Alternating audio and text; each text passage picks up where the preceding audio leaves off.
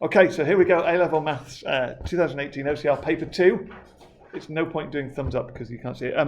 Question 1. Express 2x squared minus 12x plus 23 as a complete square form. So we need to take 2 out of the bracket, x squared minus 6x plus 23. We now, inside that bracket, we would need to add half of 6 squared. So that's going to make it x squared minus 6x plus 9. We've added 9 inside the bracket.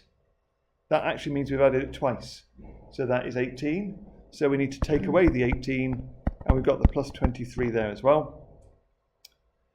That is 2 lots of x minus 3 squared, and there was one person who turned that into a plus for no apparent reason at that point.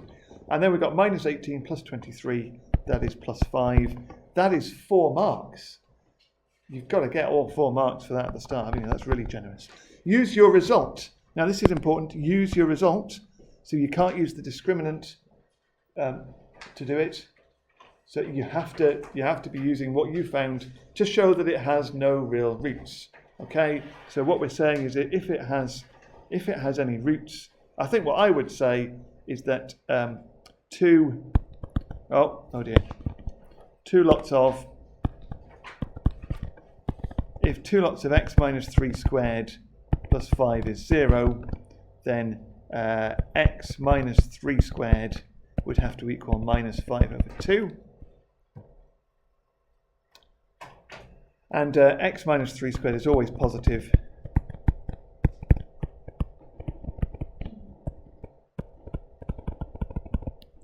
So not equal to minus 5 over 2 for any real x. Hence no real roots. It was only 1 mark. I've probably been a little bit more thorough than I needed to in that. It is important that you must not use b squared minus 4ac because the question said hence. So you had to use your answer to part 1 to show that.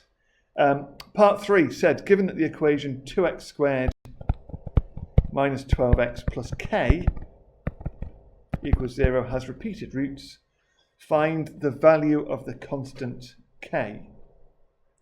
What would we do with this? That has repeated roots. So if we think about that, that means that 2 lots of, how will we do this? Yeah, we'll do it this way. 2 lots of x squared minus 6x plus k is 0.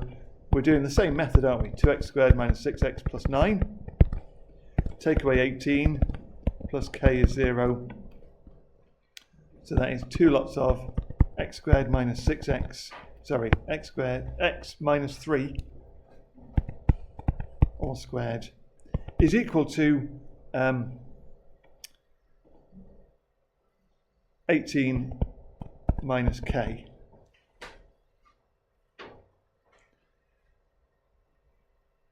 And if it has equal roots, if it has repeated roots, then 18 minus k must be equal to 0.